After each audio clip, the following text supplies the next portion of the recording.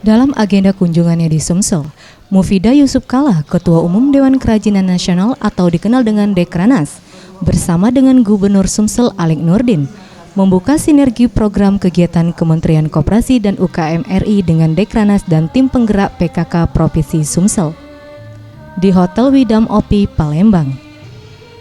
Dalam sambutannya, Ketua Umum Dewan Kerajinan Nasional Mufidah Yusuf Kalla menyampaikan beberapa hal seperti pemodalan, pemasaran, serta teknik produksi masih menjadi persoalan UKM di Indonesia.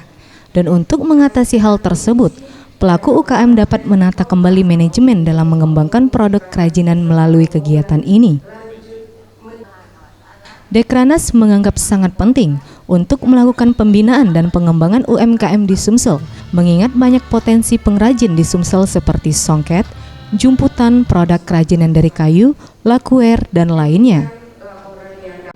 Dekranas memandang sangat penting untuk melakukan pembinaan dan pengembangan UMKM di Sumatera Selatan. Mengingat banyak potensi perajin di Sumatera Selatan seperti tenun songket, jumputan.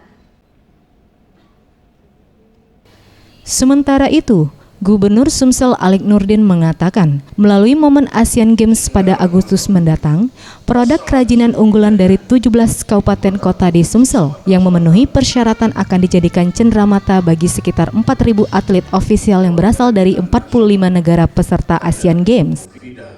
Dari 17 kabupaten kota yang memenuhi persyaratan untuk nanti kita usahakan menjadi cenderamata oleh bagi hampir 4.000 atlet ofisial yang datang dari 45 negara.